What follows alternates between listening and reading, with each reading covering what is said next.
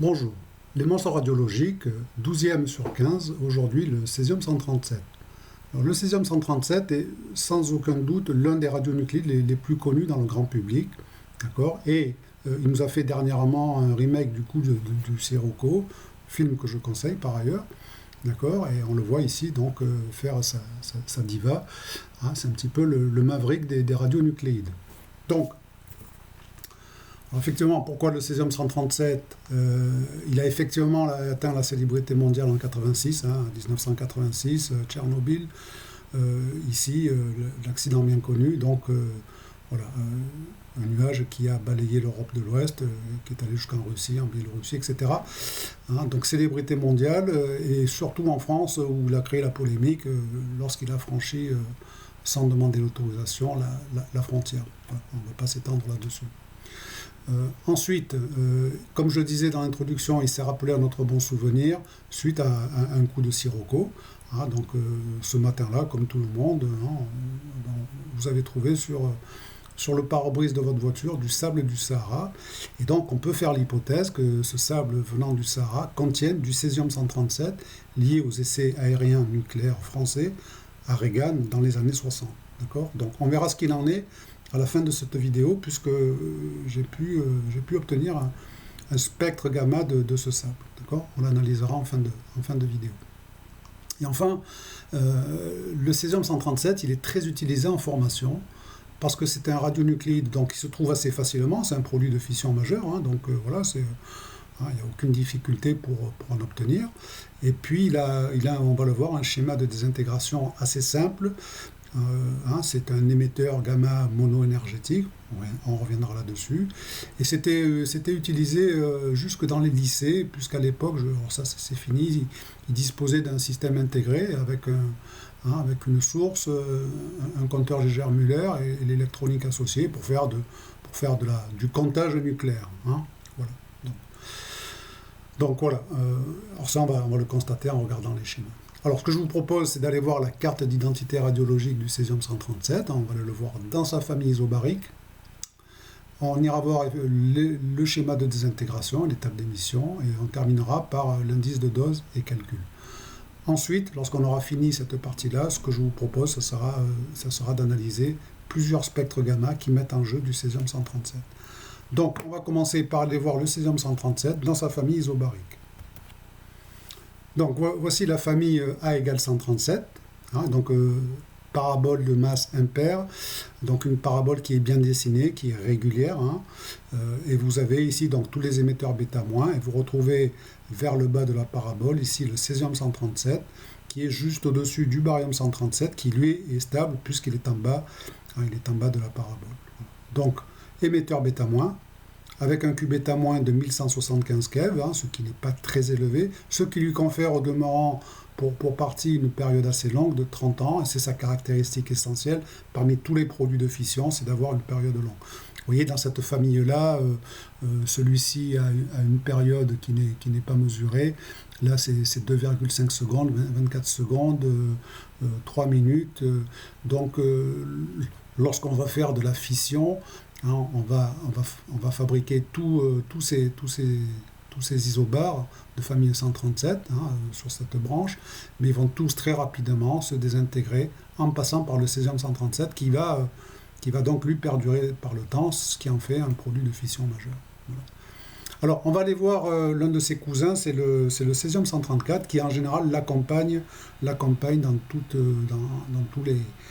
je dirais les accidents nucléaires, on va le retrouver un petit peu, on va le retrouver aussi. Voilà. Donc le 134, il est là. Alors vous voyez que on tombe ici sur une parabole paire, et on retrouve ce phénomène de déformation de la parabole lié aux parités des noyaux.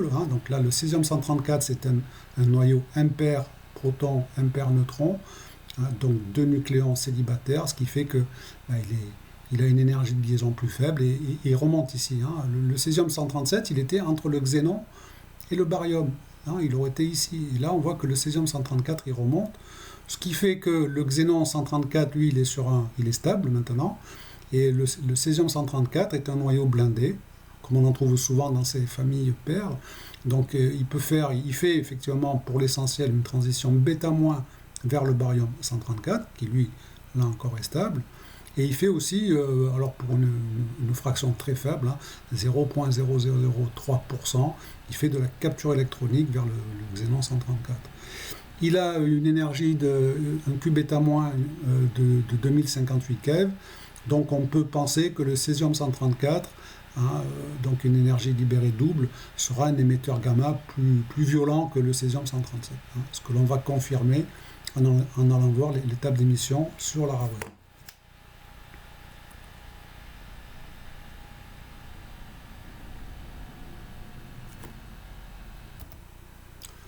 Voilà, donc voici la table d'émission et le schéma des intégrations du césium 137.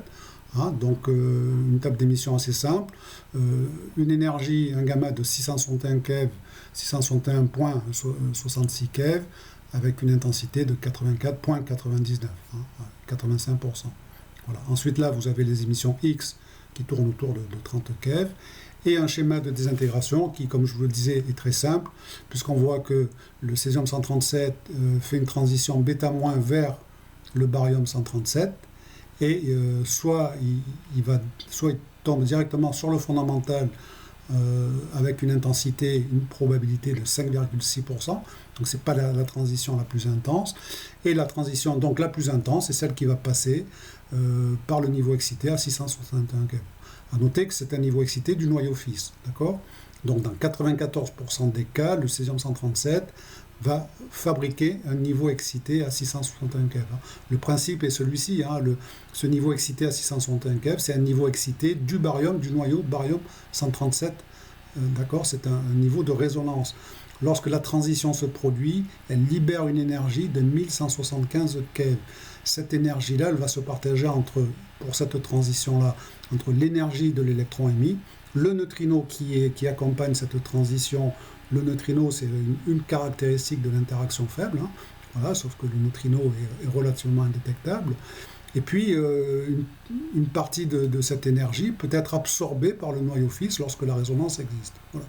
Donc, c'est 661 keV parmi les 1175 qui sont libérés sont absorbés par le noyau fils. Et en général, je dis bien en général, un niveau excité d'un noyau restitue cette énergie, en fait c'est un noyau qui est chaud, qui est chauffé, et restitue cette énergie en émettant un rayonnement électromagnétique qu'on appelait gamma. Donc la transition se fait en général, donc la transition c'est le fait d'aller d'un niveau vers un autre. Cette transition se fait en général par émission gamma, ici un gamma donc de 661,65 keV. A noter que dans ce schéma-là, ce que l'on voit, c'est que sur 100 désintégrations, on va faire 94 niveaux excités à 661 keV, mais que l'on n'a que 84 émissions gamma. Ça veut dire qu'il manque 10 émissions, et en fait, ce sont des transitions qui se font par émission électronique. Alors ça s'appelle une conversion interne. C'est quoi une conversion interne? Eh bien, le noyau qui a une énergie excédentaire de 661 keV, le noyau de barium 137, peut choisir soit de fabriquer un gamma qui n'existait pas et d'évacuer cette énergie excédentaire via ce gamma, d'accord? Soit eh bien, il va déposer cette énergie excédentaire sur un électron qui passait par là. Alors c'est quoi un électron qui passait par là? Ce noyau, en général, il est accompagné de son cortège électronique, et les électrons des couches K notamment passent en permanence dans le noyau. C'est un état stable, ça ne perturbe ni le cortège électronique ni le noyau. Tous les électrons des couches K de tous les atomes passent en permanence dans le noyau, pour faire court. D'accord? Donc le noyau peut choisir de transférer ces 661 keV excédentaires à un électron qui passait par là. Donc cet électron, il a fini d'orbiter sur sa couche K, ça le chasse du noyau, et il s'en va avec une énergie de 661 keV, moins l'énergie de liaison qui est de l'ordre de 30 keV. Voilà. Donc ça fait des émissions électroniques mono-énergétiques, des électrons de conversion interne. Voilà. Alors, vous voyez, c'est un schéma assez simple, mais voilà, on peut passer un certain temps à l'étudier. Encore là, je fais un petit peu court. Une dernière chose, une particularité du césium 137, hein. Je vous ai dit que pour toutes les émissions gamma, ce sont toujours des niveaux excités, des noyaux fixes qui les émettent. D'accord? Y compris le césium-137. Voilà. Mais ça concerne tous les noyaux. Cas particulier du césium-137, ce niveau excité à 661 keV, il a une période de 2,5 minutes. C'est très très long. Hein. Un niveau excité standard, en général, sa durée de vie tourne autour de 10-12 secondes. Donc 2,5 minutes, c'est une éternité par rapport à 10-12 secondes. Ces états-là, on les appelle états métastables, d'accord? Et on peut alors considérer ce niveau excité du barium 137 comme un noyau à part entière qui va faire ce qu'on appelle une transition isomérique, d'accord? Et on va le retrouver par donc le barium 137M comme un émetteur à part entière, hein. Donc vous avez ici son schéma de désintégration. Alors il est un petit peu maladroit parce que le niveau initial, il aurait fallu qu'il soit dans la même verticale, hein. Tout ça c'est le même Z, hein. Bon. Et là il est décalé, c'est un peu trompeur. On voit qu'il fait donc IT pour Isomeric Transition, d'accord, voilà, avec une période de 2,5 minutes. Et donc il émet pour 100 niveaux excités, on a 90 émissions gamma et 10 électrons de conversion, d'accord. Hein, là l'intensité est plus élevée parce que c'est ramené à 100 niveaux excités et non pas 95, tout simplement. Alors j'en parle du barium 137M parce que dans certaines bases de données, la table d'émission du césium 137R, du césium 137 ne comporte pas le 661 keV, hein, parce qu'on considère que c'est un gamma qui existe lorsque le césium 137 est en équilibre avec le barium 137M. Alors, dans la plupart des cas, cet équilibre il est atteint très rapidement, hein, une période de 2,5 minutes. Voilà. Donc, ok, d'accord, mais alors ça peut être un petit peu dangereux parce que dans certains codes qui utilisent des bases de données internationales, si vous prenez du césium 137, dans la table d'émission, vous n'avez pas le 661 keV, ce qui fait que le calcul de dose sera complètement sous-estimé. Et il faut faire attention à préciser, je rajoute le barium 137M à l'équilibre. Voilà. Donc, alors, si le code ne le demande pas, c'est la fin des haricots. Nous, dans Dosimex, lorsque vous choisissez le césium 137, il comporte l'émission à 661 keV. D'accord ? Pour terminer, j'ai trop souvent entendu en formation certaines personnes dire « Attention, le 661 keV du césium 137, c'est le barium qui l'émet. » Comme si c'était un cas particulier. Non, c'est un état isomère, d'accord, mais de façon générale, les gammas sont tous émis par les noyaux fixes. Hein, ce n'est pas une particularité du césium 137. Voilà. Alors, pour terminer cette petite promenade sur le LaraWeb, je vous propose d'aller voir la table d'émission du césium 134. Voilà, il est là. Ah, je suis allé trop vite, je vais faire un petit retour en arrière. J'ai oublié de vous montrer une petite particularité sur le césium 137. Je reviens ici sur le césium 137. J'avais mis ici en fait un seuil sur les intensités de 1%. Alors, regardez bien ce qui se passe si on enlève ce seuil. Et c'est peut-être quelque chose que vous ignoriez, que j'ai découvert il y a assez peu de temps finalement. Voilà. Mais en fait, il se trouve que le césium 137 possède dans sa transition, passe par un autre niveau excité du barium 137, un niveau à 283 keV, et donc il émet un gamma à 283 keV, avec une intensité très très faible, hein, 0,00058%.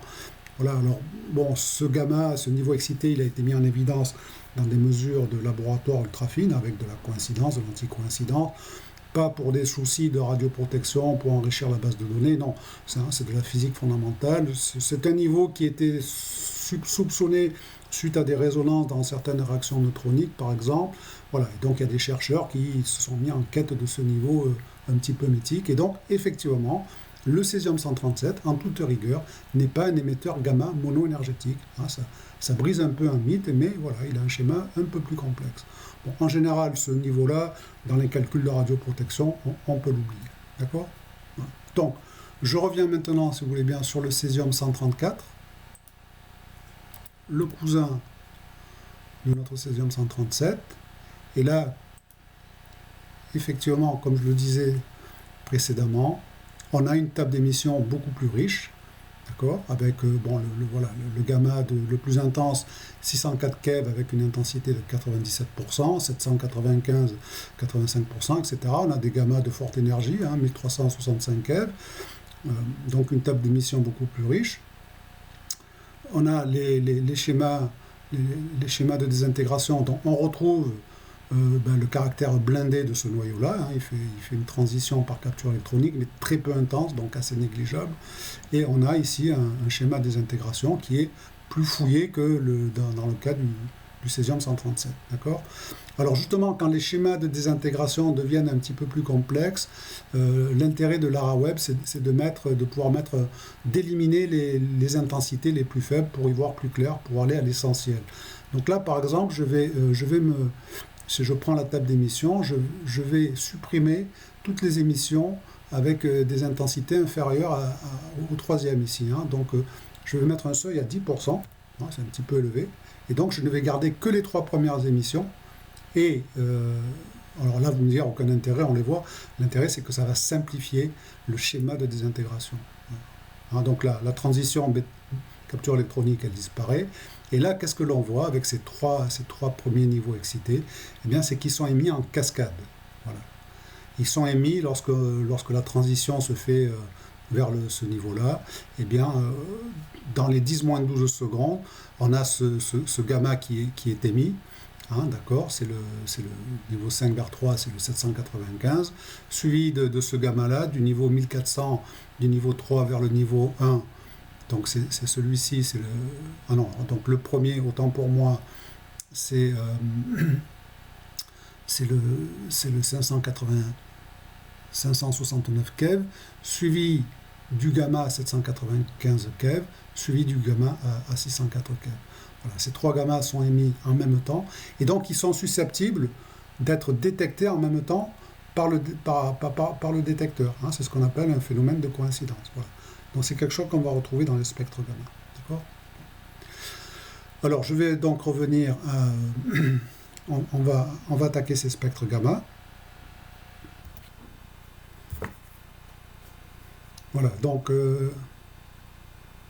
autant pour moi, j'avais oublié les calculs des indices de dose et des bits dose. Alors, l'indice de dose, césium-137, donc, il est 12e dans notre classement. Son indice de dose, on peut le calculer quasiment de tête, c'est 661 fois 0,85, ça fait 565 keV.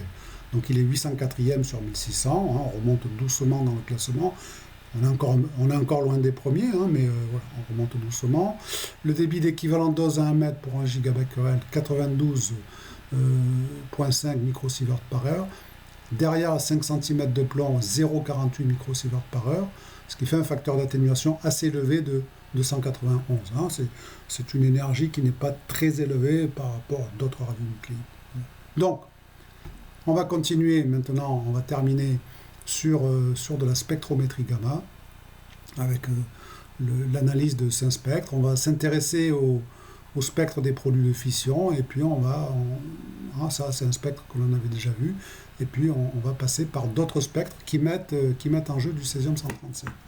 Donc, je commence par le spectre des produits de fission. Il est là, je l'avais utilisé pour l'étude de l'iode 131. Ici, par exemple, lorsque sur ce niveau-là, lorsque vous l'analysez, vous trouvez de l'iode 132. Donc l'iode 132, si vous coloriez, si vous mettez toutes les ROI, voilà, il est un petit peu de partout. Ici, vous avez le lantane 140, etc. D'accord ? Donc on avait vu un spectre assez riche. La question, nous, c'est est-ce qu'on voit le césium-137 qui est réputé être un des produits de fission les plus élevés en termes d'activité. D'accord ? Donc je vais enlever les ROI. Alors, le césium-137, si on doit le voir, c'est à une énergie de 661 keV. D'accord ? Donc je fais P égale 661.6. Voilà, donc en théorie, le césium-137 devrait être ici. Donc je vais zoomer sur cette partie-là. Et effectivement, alors, on a ce petit pic qui est coincé entre plusieurs pics ici, d'accord? Alors, est-ce qu'on voit le césium 137? Oui, il est là. Si on devait aller chercher sa surface, alors c'est dans le TD qui était utilisé, la surface du pic du césium 137 permettait de remonter l'activité, et l'activité générée dans la cible d'uranium 235, d'accord, enfin du 8 avec de l'uranium 235, permettait de remonter au flux de neutrons dans le réacteur. Voilà.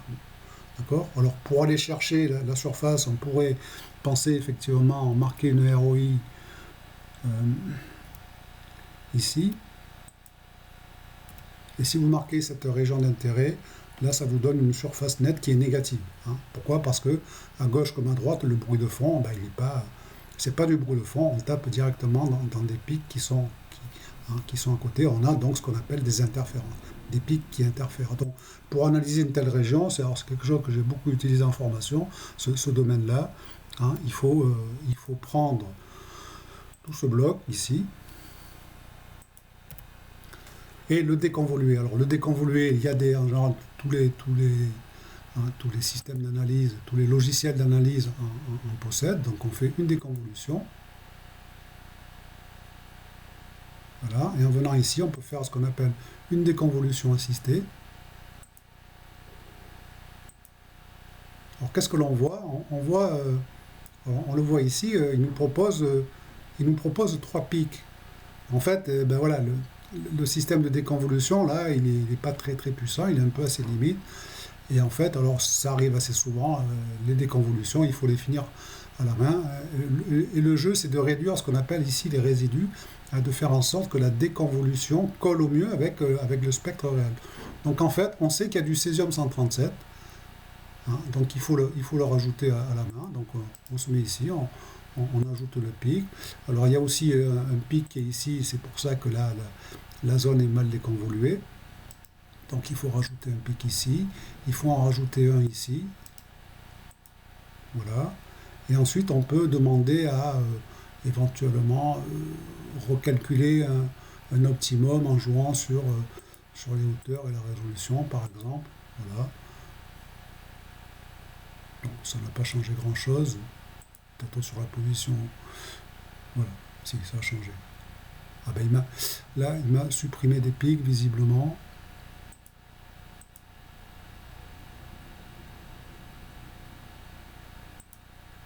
Bon.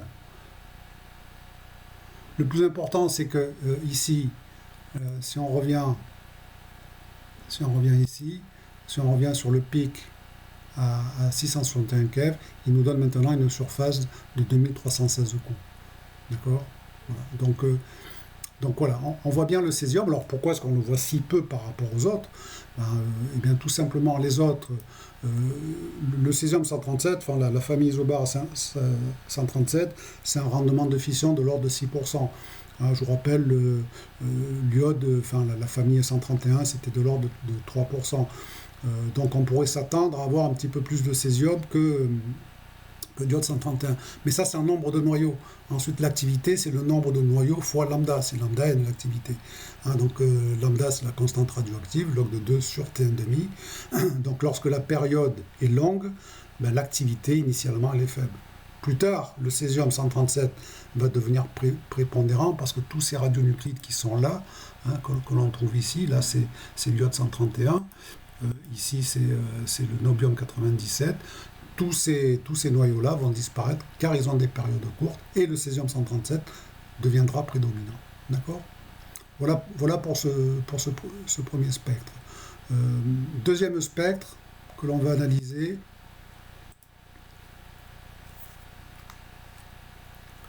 c'est un spectre gamma de référence qui a été réalisé par le LNHB. Donc vous allez voir vraiment un spectre très propre.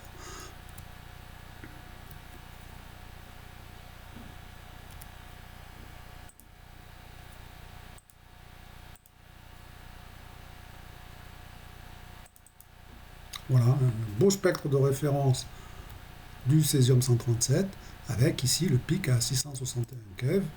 Hein, il est là. Donc, on peut le marquer si vous voulez.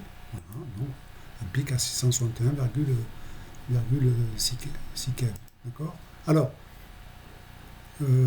on peut aller un petit peu plus loin. Si je modifie un spectre gamma, c'est toujours une image. Il faut faire attention. Si je modifie l'échelle verticale, on pourrait dire finalement ici je vois rien. Et là, si je l'augmente, là on voit bien le pic à 661 keV. Mais continuons à dilater l'échelle verticale et on voit apparaître plusieurs choses. On voit cette figure très particulière ici. D'accord? Alors ça, bon, pour les gens qui connaissent, c'est ce qu'on appelle le front Compton. On a une particularité ici, si je zoome encore, vous voyez, on a ce que je dis, une marche à gauche du pic qui est plus élevée que la marche à droite. Et ça, vous le retrouverez sur tous les pics de tous les spectres. D'accord? Peu ou pro. Donc c'est intéressant d'en connaître l'origine. Alors, quelle est l'origine de cette figure sur notre spectre? À quoi correspondent? Alors, on voit bien que ce ne sont pas des spectres gamma. Ce sont des patatoïdes, pourrait-on dire. Alors, d'où ça vient cette affaire? Alors, ça, c'est lié au processus d'interaction élément-matière. D'accord? Si je prends, par exemple, ici, donc, une source qui émet des gamma, une source de césium-137, et ici, mon détecteur. Premier phénomène, si j'ai un effet photoélectrique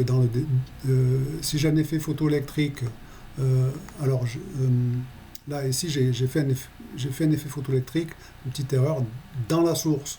À ce moment-là, le gamma ne sort pas, c'est de l'auto-absorption, une perte de comptage. D'accord? Donc ça, ce sont des choses qu'il faut évaluer pour faire des calculs d'activité.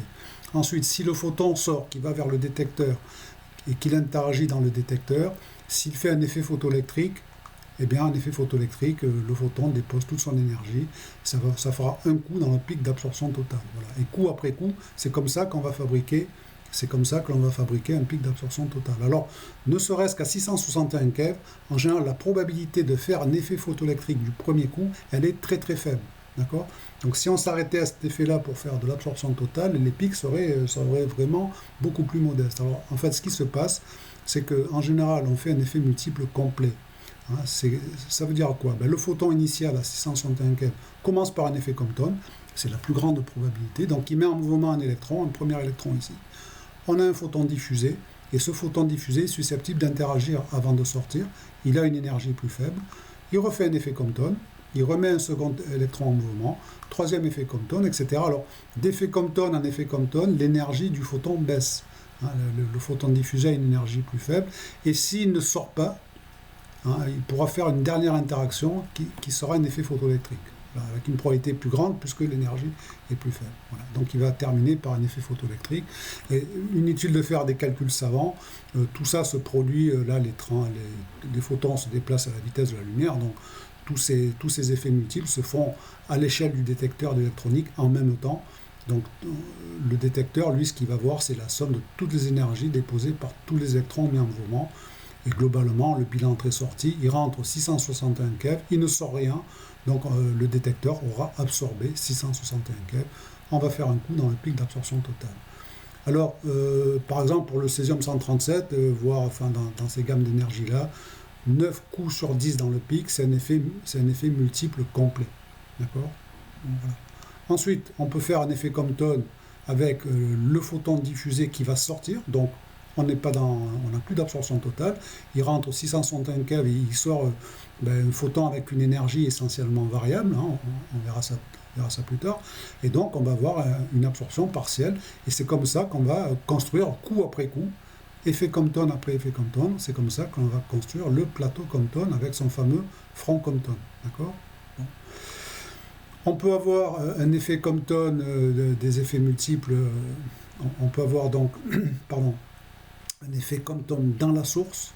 Donc ici, le photon qui va arriver ici aura une énergie plus faible, mais il pourra avoir une énergie supérieure au front Compton. Donc on va remplir ce qu'on appelle la vallée Compton. D'accord? Voilà. C'est pour cette raison, entre autres, qu'on va faire une marche à gauche du pic. Cette marche à gauche du pic qu'on retrouve sur tous les spectres, elle est générée par les diffusions Compton à angle faible, qui se produisent entre le point d'émission et le détecteur. Alors ça peut être la source, ça peut être le capot, la paroi du détecteur, ça peut être un écran qu'on aura mis en place. Et bon, avec des diffusions à angle faible, on va faire des des photons Compton avec des énergies inférieures à 661 keV qui pourront grimper ici et faire cette fameuse marche à gauche. Et globalement, on va remplir ce qu'on appelle la vallée Compton. D'accord ? Ensuite, on peut avoir des effets multiples incomplets, donc là encore, des effets Compton qui s'enchaînent, mais qui ne se terminent pas par un effet photoélectrique. Et donc là, on va remplir de façon différenciée, soit la vallée Compton, soit le plateau Compton. D'accord ?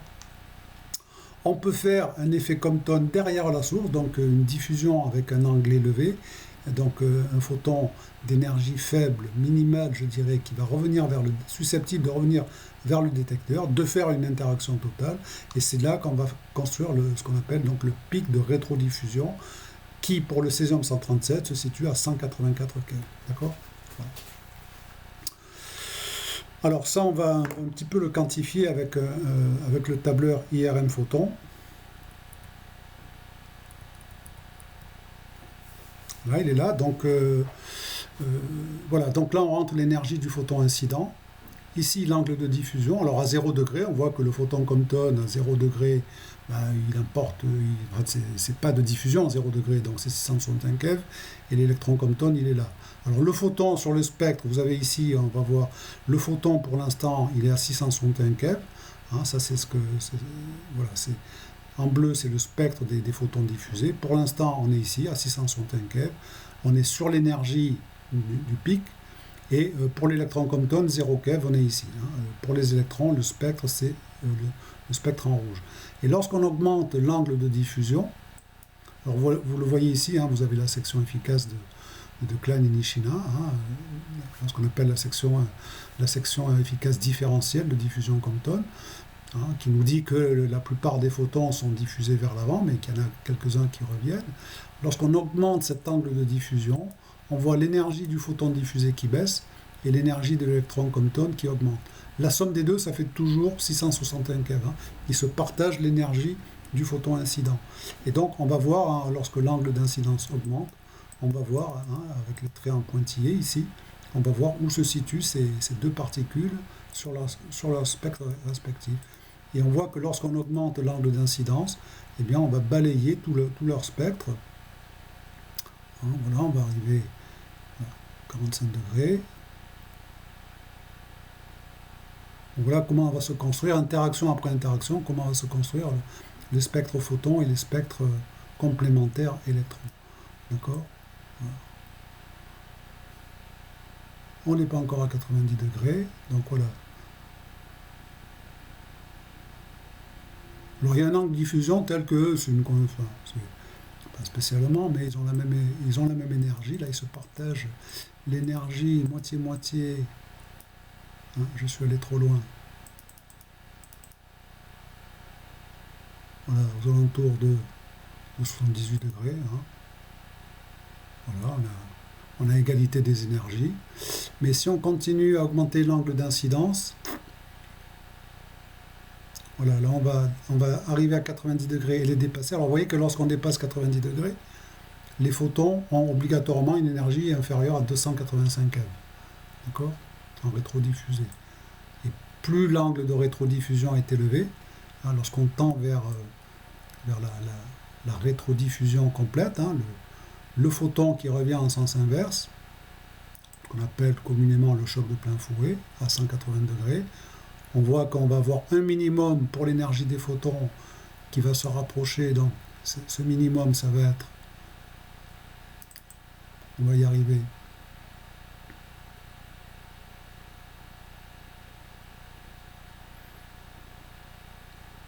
voilà, 150. En fait, on va se rapprocher de ces fameux 184 degrés, ici, ce pic-là.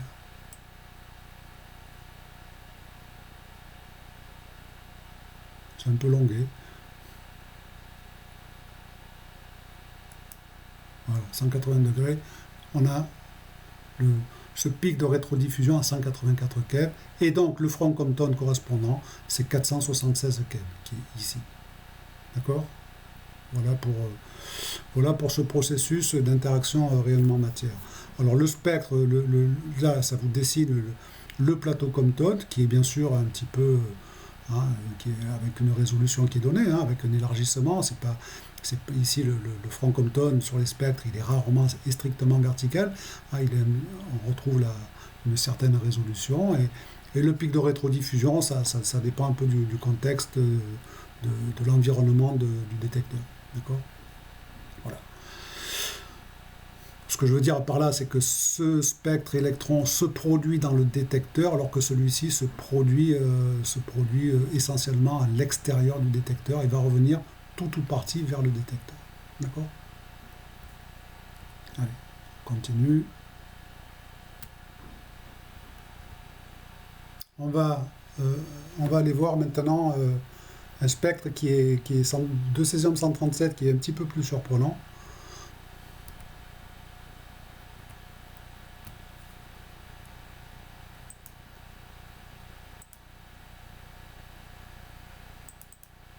Ce que j'appelle un spectre tout à l'heure. On retrouve ici le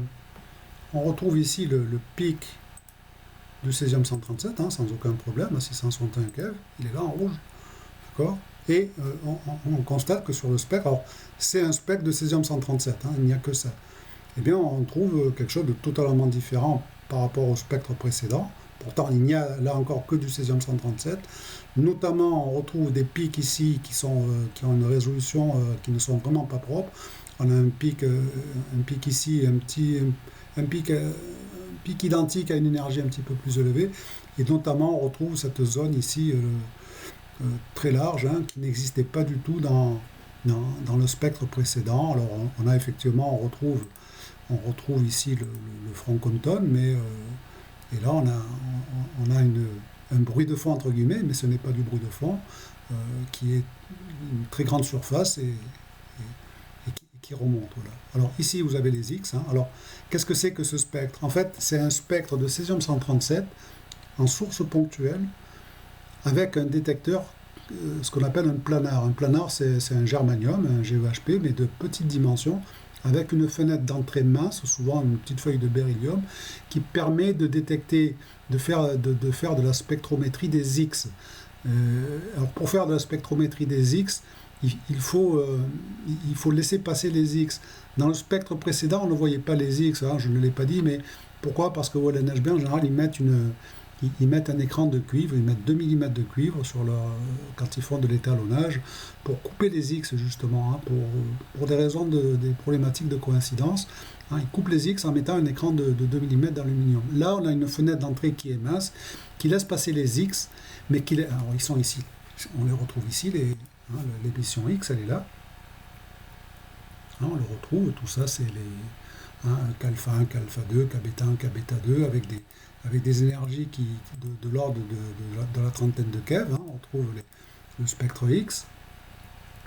Et puis ici, qu'est-ce que c'est ? En fait, dans la mesure où la fenêtre d'entrée est mince, le détecteur est capable de voir les électrons émis. Hein. La source est mince, elle laisse sortir les électrons, les bêtas, comme les électrons de conversion interne.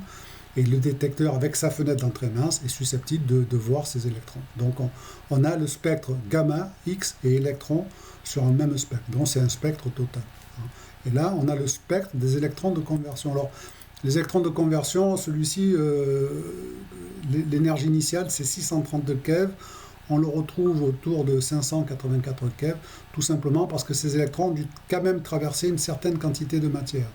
D'accord ? Voilà. Et il y avait un petit peu, alors il n'y avait pas que le beryllium, il y avait le détecteur pour éviter de casser la fenêtre, était protégé par un écran en plastique. D'accord ? Donc on a une perte, l'électron il a un pouvoir d'arrêt, donc il a perdu une certaine quantité d'énergie en traversant cet écran-là. Mais là, ce que l'on voit, ce sont les électrons de conversion. D'accord ? Donc, rapidement, l'intérêt de ce spectre, c'est qu'on retrouve quasiment toutes les émissions du césium-137. Hein, donc là, vous avez le gamma, hein, le plus important, le 661 keV. Vous avez ici les émissions X, K-alpha 1, K-alpha 2, K-bêta 1, etc., qui sont là avec ces énergies-là. Vous avez ici les électrons de conversion à 624 keV avec une perte d'énergie, d'accord ? Vous avez l'émission un peu moins intense ici à 655 keV, hein, qui a perdu à peu près la même quantité d'énergie. Ici, vous avez la composante, en fait, ça ce sont les composantes bêta, qui sont des spectres continus. Hein, là, vous avez la composante à 94%, celle qui va vers le niveau excité, avec un Q bêta max de 513 keV, qui est à peu près ici. D'accord. Alors, ça se mélange un petit peu avec le plateau Compton, mais globalement, ça, c'est le spectre bêta de cette émission-là. Et en fait, ici, c'est pas du bruit de fond. On le voit lorsqu'on fait un bruit de fond avec ces planards. On n'a pas du tout de coût dans cette zone-là. Hein, voilà. Et là, en fait, c'est la composante plus énergétique, mais moins intense, qui vient remplir cette partie-là. Donc voilà pour ce spectre total. Ah, ça, c'est un spectre que j'ai réalisé. Mon seul regret, c'est qu'on ne comptait pas très longtemps. C'était un TP, on comptait quelques minutes et eh bien, j'aurais dû faire le même spectre en comptant plus longtemps pour qu'il soit un petit peu mieux résolu, un petit peu plus propre. Voilà. Alors, un quatrième spectre, c'est un spectre de sol de Fukushima, post-accident, bien sûr, que je vous propose. Alors ça, c'est un spectre que j'ai récupéré du LMRE, hein, mes collègues de l'IRSN, sur le plateau d'Orsay.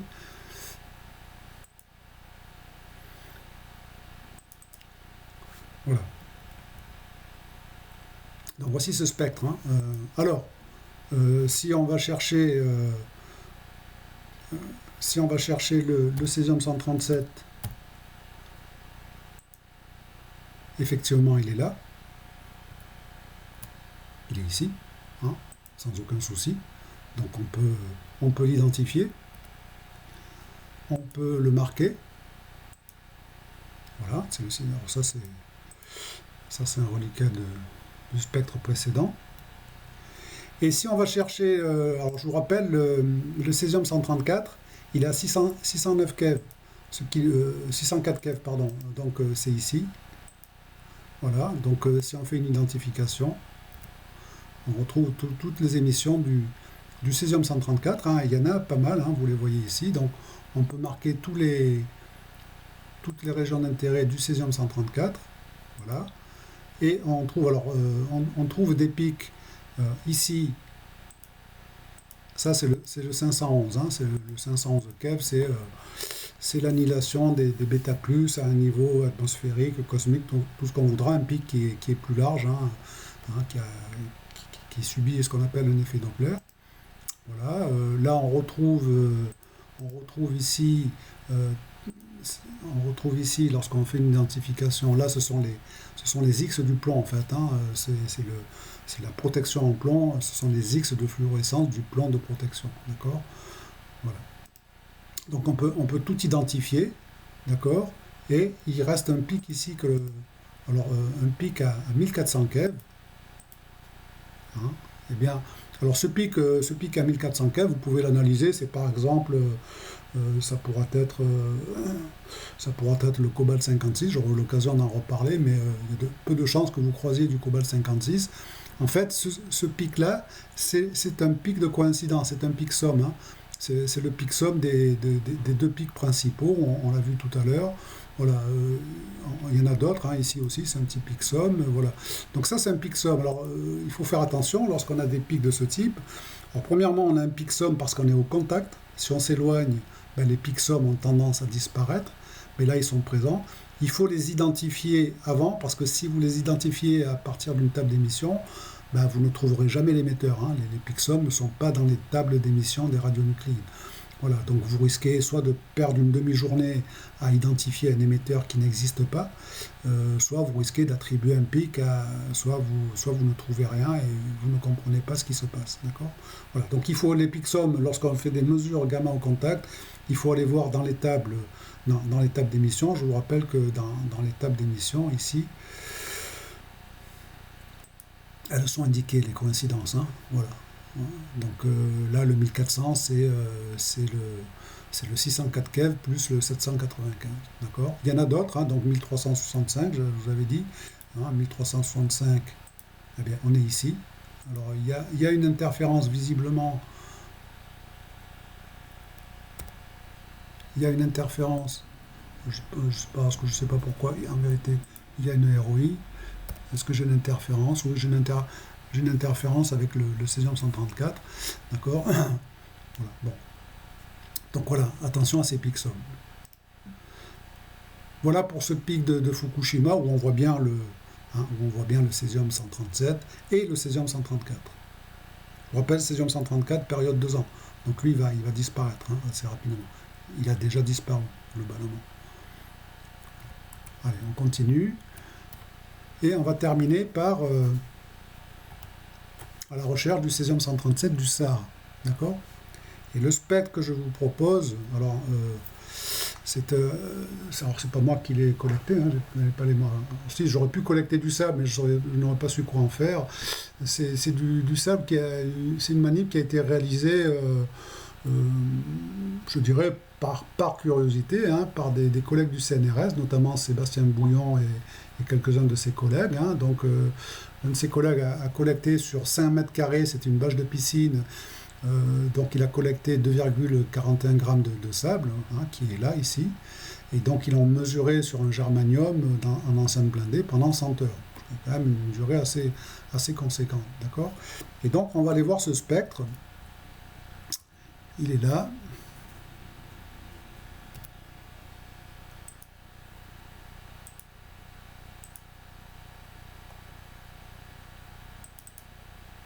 Voilà, je vais l'appeler Sirocco. Alors, je vais enlever. Voilà. Alors, ce spectre, il est assez riche. Il est assez riche en pics gamma. On peut analyser tous les pics que l'on voit. Alors, pour les analyser, on va le faire dans le sens bibliothèque. Alors, c'est une bibliothèque adaptée. Et puis, alors ça peut demander un temps assez conséquent lorsqu'on veut analyser un spectre comme ça. Voilà, donc c'est un petit travail que j'ai fait au préalable et j'ai construit une bibliothèque adaptée. D'accord. Voilà. Alors, une fois qu'on a la bibliothèque qui est adaptée au spectre, les choses deviennent faciles. Alors, là, on va trouver tous les descendants de l'U8. Ils sont là. Alors, on peut les marquer. Là, c'est le bismuth 214, entre autres. Alors lui, là, il est très riche. Voilà, il a un pic de référence le plus intense, c'est 609 keV. Donc on va marquer toute la région d'intérêt. Voilà, tout ça. Vous avez toujours dans l'affiliation de l'U8, vous avez le plomb 214, qui est assez connu, lui, le pic de référence à 351. Donc des énergies un petit peu plus faibles, voilà, il pousse ici le plomb 214. On va marquer ses pics. Vous avez ensuite le protactinium 234M. Alors, je l'ai mis, on ne le voit pas vraiment, c'est vraiment léger, mais je l'aime bien avec son pic à 1001 keV. C'est bien de le connaître. Voilà. Donc, on va marquer ce pic-là. Ensuite, vous avez alors, le radium 226 seul. Et le radium 226, voilà, il est là. À 186 keV. Alors, le radium de ce 186 keV, c'est aussi l'énergie de l'uranium, de l'U5, et on est très proche du pic de rétrodiffusion du césium 137.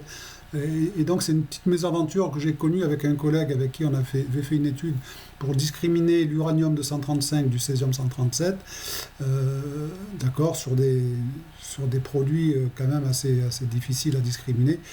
Et le problème, c'est qu'on aurait pu voir assez facilement l'uranium 235. Le problème, c'est qu'il poussait dans le pic de rétrodiffusion du césium 137. Et là, c'était mission impossible. C'était vraiment un coup de malchance. Voilà.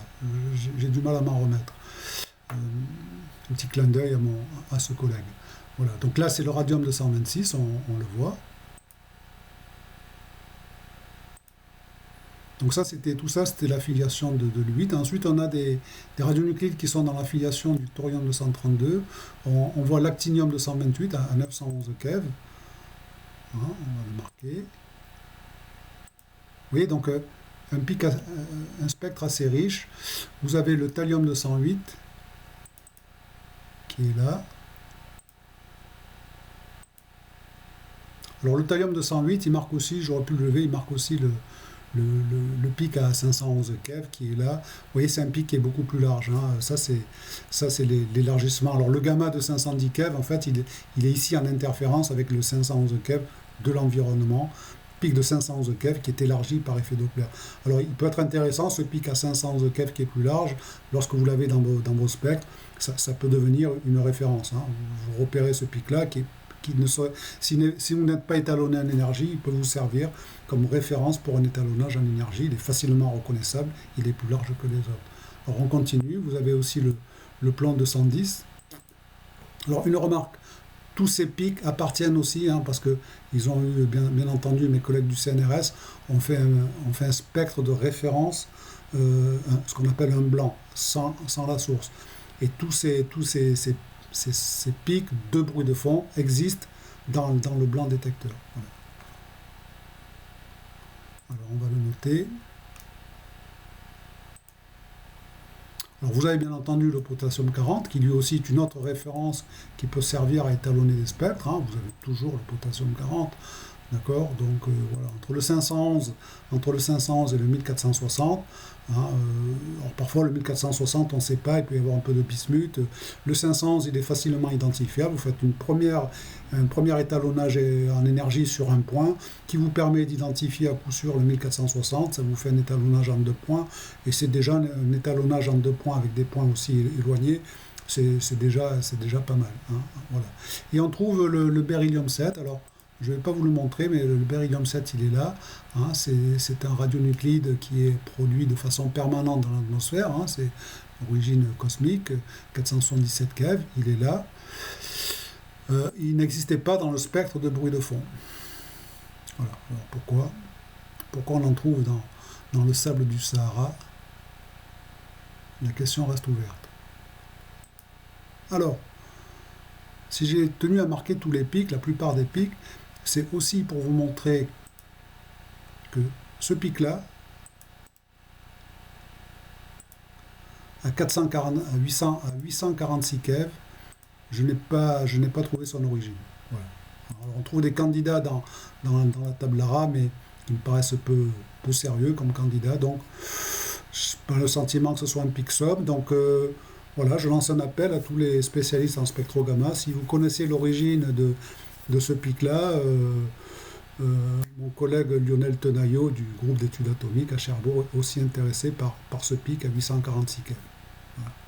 Comme quoi la spectrogamma, parfois c'est facile et puis parfois on tombe sur un os. Hein. D'accord. Alors tout ça, bien sûr, c'était l'analyse de ce spectre-là. Nous, ce qui nous intéresse, c'est la présence du césium-137. Alors le césium-137, si on le voit, il sera à la position 661.6, qui est donc ici. Si on zoome sur cette partie-là, voilà. Alors je vais enlever les ROI qui me perturbent un petit peu. Voilà, hein, je vais enlever toutes ces ROI. Voilà. Alors c'est ici. Hein, voilà. Le césium-137, si on doit le trouver, c'est ici. Alors je vous laisse un petit peu regarder. Est-ce que vous pensez qu'il est là ou qu'il n'est pas là? On voit quelque chose. Là, ici. Ce qu'on peut appeler un petit pic ou picouillou. Bon, est-ce qu'il est significatif? Ben là, il faut faire une analyse assez fine.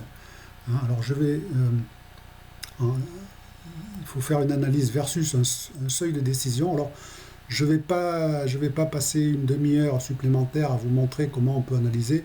Je ferai une vidéo spécifique sur ces problématiques de seuil de décision.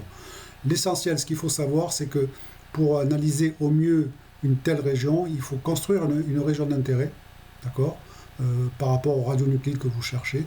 Cette région d'intérêt, il faut qu'elle ait un marquage, une largeur optimale qui est de l'ordre de 2,5 LTMH. Alors, la LTMH, vous pouvez aller sur un pic qui est bien formé. Hein, vous le notez ici. On a une LTMH de l'ordre de... ça dépend de 1,48 keV. Et globalement, alors, un coup, c'est un petit peu aléatoire. Hein, là, c'est un petit peu large. Hein, voilà, je vais prendre ici un petit peu plus large. F8, voilà, c'est plutôt voilà, 1,13 keV. Alors 3 LTMH, ça nous fait à peu près 3 LTMH, ça fait 3 keV. Et globalement, il faut construire ici une région d'intérêt optimale qui va aller de 661,1 keV, 660, jusqu'à 663. Voilà. d'accord? Et ensuite, pour optimiser, il faut faire ce qu'on va utiliser pour construire le seuil de décision, c'est le bruit de fond sous pic, hein, c'est-à-dire la surface sous ce trapèze. Ce trapèze, pour le construire, on s'appuie sur des canaux à gauche et sur des canaux à droite. Il ne faut pas prendre un seul canot à gauche et un seul canot à droite parce qu'à ce moment-là, cette estimation, ce bruit de fond sous pic serait mal estimé. Il faut s'appuyer au maximum sur tous les canaux, sur un nombre maximum de canaux, tant qu'on estime qu'il n'y a pas de pic qui pousse. Alors là, on voit bien qu'on a un bruit de fond qui est stabilisé. Donc il faut élargir la fenêtre de bruit de fond, ici. Et on va prendre 20 canaux à gauche, là j'en avais pris 5, et 20 canaux à droite. Voilà, ça nous donne une surface maintenant de 131 pour une surface totale de 959, d'accord. Et à partir avec ces deux valeurs, donc 959 moins 131, ça sera notre bruit de fond sous pic. Avec ce bruit de fond sous pic ici, on peut, alors là je vous montre un petit calcul, ça fait 762.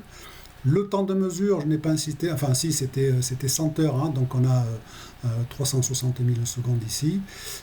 On a ce paramètre petit n. Petit n, c'est le nombre de canaux dans le bruit de fond. Donc nous ici, c'était 20 à gauche, 20 à droite, ça faisait 40 canaux. Et divisé par le nombre de canaux dans la ROI qui est égal à 10, 12, d'accord. Ça fait petit n est égal à 4. Et vous voyez dans la formule du seuil de décision, donc c'est K moins alpha, racine de 1 plus 1 sur n, que multiplie le bruit de fond sous pic. Donc le bruit de fond sous pic, il est ici. Vous voyez que lorsqu'on augmente petit n, lorsqu'on augmente le nombre de canaux à gauche et à droite, ça diminue un petit peu le seuil de décision. Attention, parce que là, c'est le cas minimum, c'est prendre petit n est égal à 1. Mais si vous prenez un nombre de canaux très faible par rapport au nombre de canaux dans la région d'intérêt, à ce moment-là, petit n devient inférieur à 1. Ça pourrait être 0,1. Donc 1 sur n, ça ferait 10.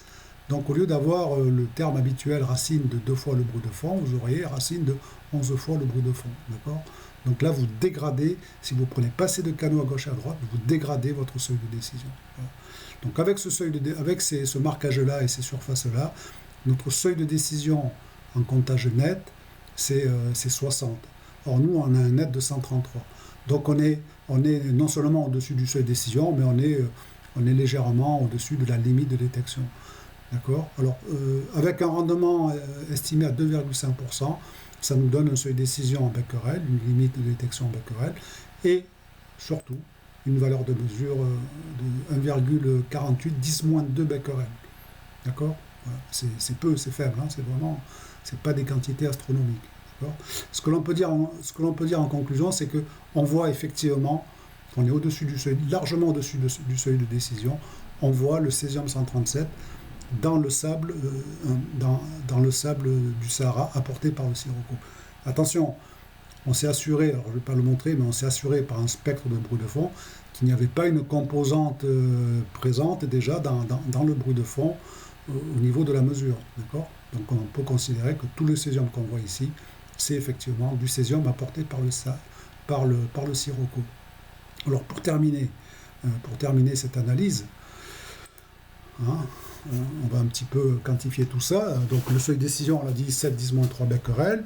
On a une activité mesurée supérieure, hein, donc 1,5, 10-2 becquerel, avec une incertitude relative de l'ordre de 50%. On est au niveau de la limite de détection.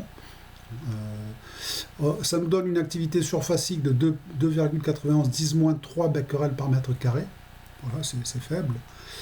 Alors si on faisait une hypothèse moyenne, hein, en théorie c'est pas très, mais si on devait faire une extrapolation, si on fait l'hypothèse que tous les mètres carrés soient contaminés de la même façon, faute de mieux, c'est une hypothèse minimale. Donc si on prend la surface de la France, 544 000 km². Hein, ça fait donc cette activité surfacique fois cette surface en mètres carrés, ça nous donne une activité totale déposée par ce Sirocco sur toute la France de 1,6 gigabecquerel. C'est un ordre de grandeur. Hein, il faudrait faire d'autres mesures dans tous les points, c'est sans doute très hétérogène, mais c'est un ordre de grandeur. Voilà, on peut l'accepter faute de mieux. Bon, voilà, c'est 1,6 gigabecquerel. C'est peu. C'est 50 mg répartis sur toute la France, d'accord ? Donc c'est pas une catastrophe. Hein. ça fait une activité massique, hein, donc cette activité mesurée ici, ramenée aux 2,5 grammes de sable, c'est 6 becquerels par kilogramme. Et d'accord, ça c'est à noter, on va y revenir. Conclusion, est-ce qu'on voit le sable du Sahara? Oui, on le voit. Pardon, est-ce qu'on voit le sable? Oui, tout le monde l'a vu. Est-ce qu'on voit le césium 137 dans le sable du Sahara? Oui, hein, vous voyez, avec une mesure qui est quand même assez longue, hein, 100 heures. Donc on le voit, on voit bien le césium 137 dans le sable, apporté par le sirocco. Mais cette activité massique de 6 becquerels par kilogramme, si vous prenez du sable sur toutes les plages de France, vous aurez le même ordre de grandeur. D'accord? Or, on peut considérer que toutes les plages de France ne sont pas contaminées par le sirocco exclusivement. D'accord? Donc, alors quand je dis le plage, c'est tout le sol en France globalement. Hein, si vous avez une activité massique du même ordre de grandeur. Hein, si vous allez ici, voilà, ce sont des données de l'IRSN hein, pour l'activité massique en becquerel par kilogramme dans le sol.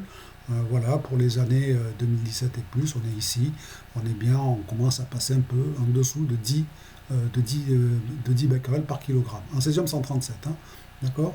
Donc on a une activité massique en césium 137 dans le sable apporté par le Sahara qui est la même sur tout le sol français. Donc, et cette activité-là, elle n'est pas liée aux essais aériens dans le Sahara, elle est liée à la totalité des essais nucléaires dans l'hémisphère nord depuis les années 60.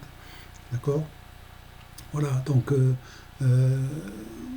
dans la mesure où cette activité massique est la même, on ne peut pas conclure que, comme il a été dit, que le césium 137 que l'on voit est lié exclusivement aux essais aériens français, au Sahara, hein, du côté vers Regan.